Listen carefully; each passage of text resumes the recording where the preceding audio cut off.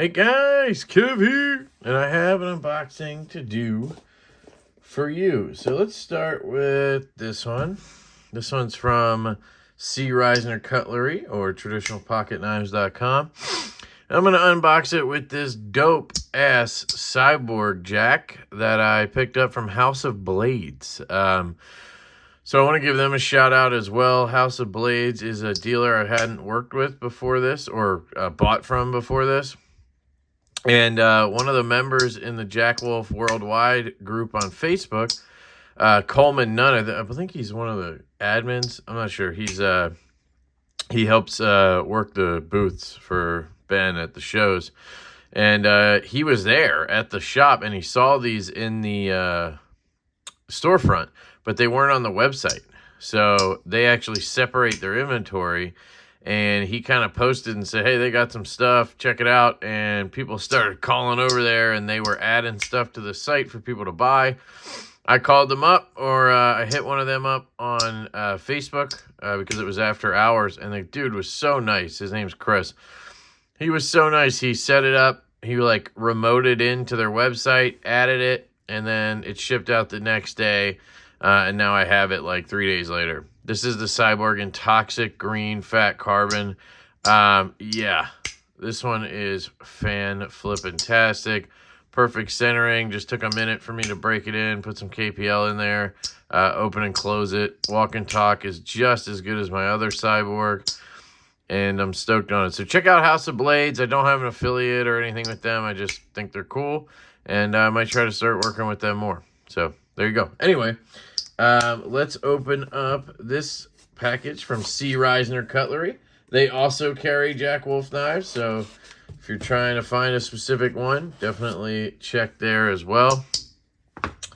Now, this is a couple of things. He was kind enough to send these. They got here quick, too. Bunch of traditionalpocketknives.com exclusives. I believe these are all in stock, so if you're interested, definitely check that out. We have a fixed blade and 2 tactiles. So let's check out this fixed blade. Austin over there is an awesome dude. I do have an affiliate link for traditionalpocketknives.com. So if you use the link and shop over there, it does help the channel, which is awesome.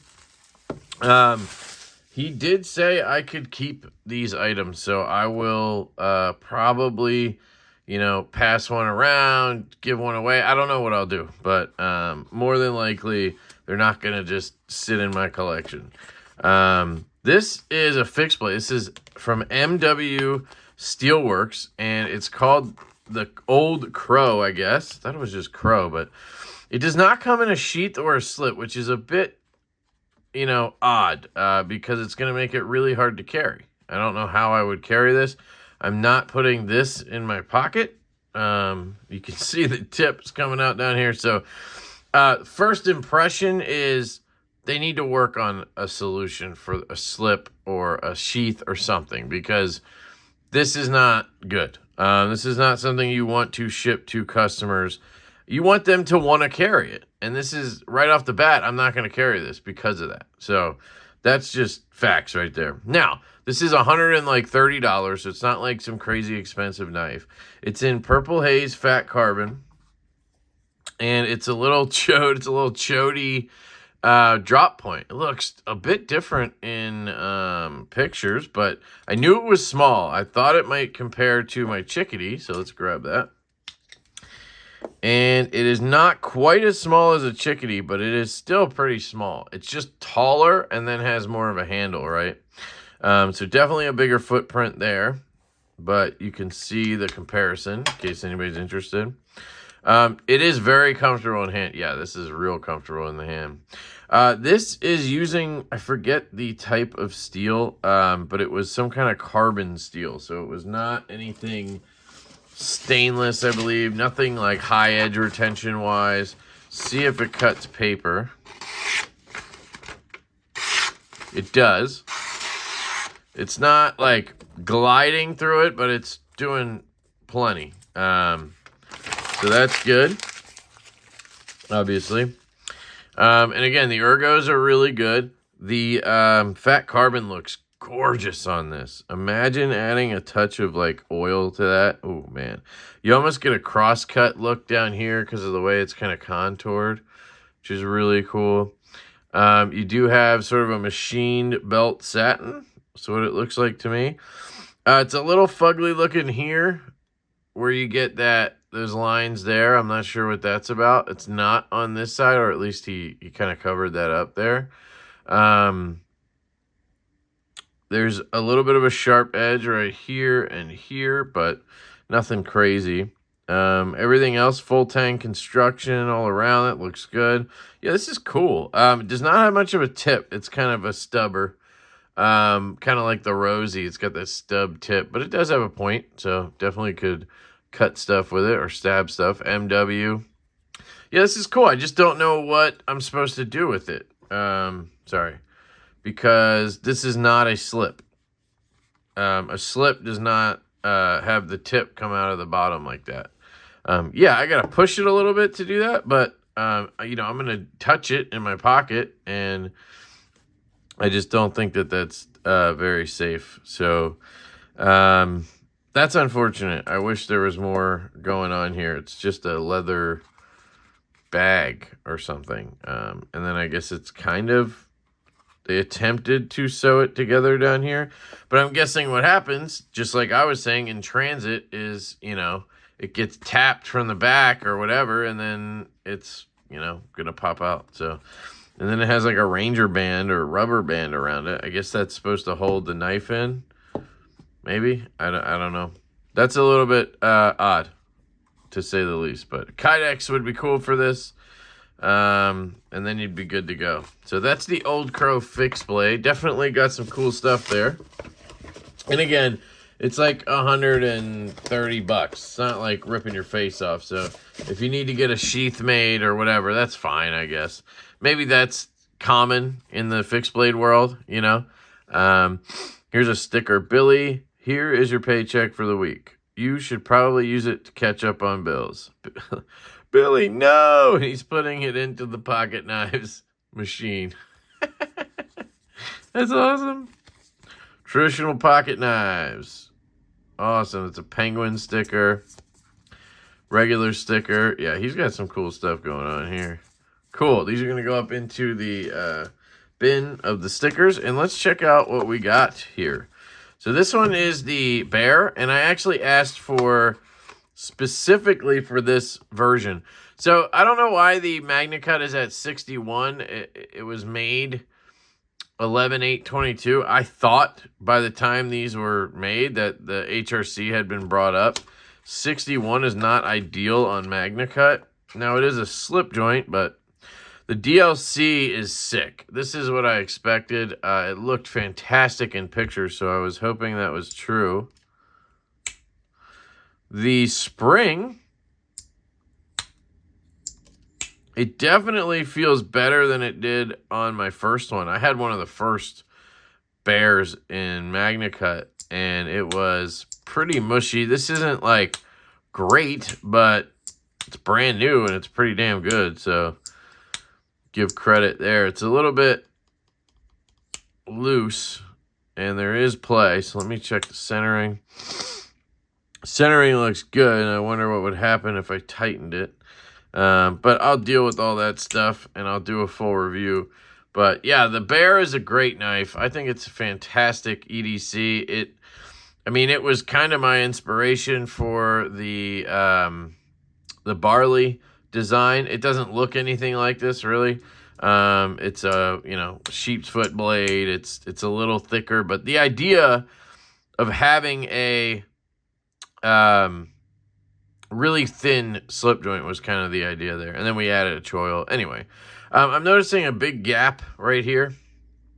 So you can see there's a huge gap right there. You can see between the springs. So I don't know what the deal is. I'll check and see if everything's tight, but that might be causing some issues. You shouldn't be able to see through the handle. I don't know if you can tell. I don't know if you got to get the light right. You can see through the handle. You see that? And on my end, I can see all the way down to, there's like a pin right here. So that's interesting.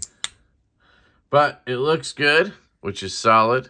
And obviously this was sent to me to check out. And, you know, so I'm not going to sit here and complain about it. But really cool. I love the jig tie and the bolsters. Damn, what are those things called? I know the name of those. Flutes. There's flutes, 2 flutes up top. Yeah, so that's the bear. And then we also have a rock wall. This one's also at 61. Interesting. It's so weird to me that they're from November. I mean, that's post all the nonsense about... Maybe it's not. Time moves really quickly, so could just be that they hadn't adjusted their magna cut yet. But 61's not that great, honestly. That's pretty much in line. But you know what? Maybe they took some of their earlier ones and then DLC'd them, and that's how they did these runs. I don't know. Dead centered. Woo! Great action. Oh, man, that's good. Yeah, they definitely have adjusted this knife. It used to be really stiff on the thumb stud. Now it's like perfect. You hear, I almost had a ting.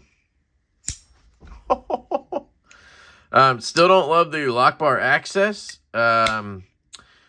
because it's like cut because of the stud and there's just not really much access at all to the lock bar. But it works. Definitely way better. Yeah, this is great. Awesome. Got a little stick. I don't even know if it's stick, honestly. Yeah, maybe a little bit. Just got to clean. It might just be oil on there. No play. A little bit up and down, but that's, you know, not a big deal, I don't think, in this case. Fires. Yeah, this is cool. I see why people dig this knife a lot. I had one a long time ago, and this is definitely an improvement. They just continue to get better. That's one of the things I really like to see about Tactile is they seem to learn, and they take the feedback from people, and they get better at making knives. And they almost have like a, you know, process for that, where they come out with a model, they make it, and then people give them feedback, and then they adjust. It's literally CQI constantly. It's really cool. Yeah, this is sweet. I like this one. So that's the rock wall with studs. It's right hand only, unfortunately, but that's okay.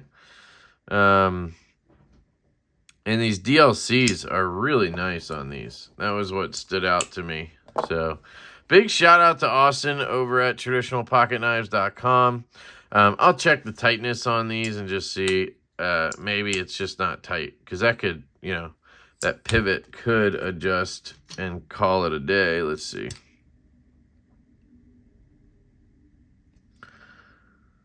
Nope, I can't tighten it. And that gap is still there, so I don't know.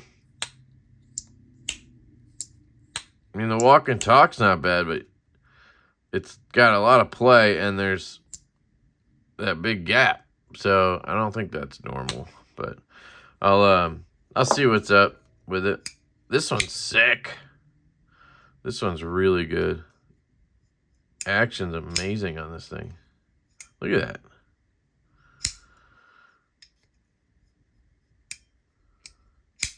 So good. All right. Let me know what you guys think down below. Absolutely love you guys. Shout out to, again, Austin over at traditionalpocketknives.com. I believe these are available right now on their website. The DLCs do add a bit of cost. So it's like $100 more for the ones with DLC, but he does have the just stonewashed ones or whatever.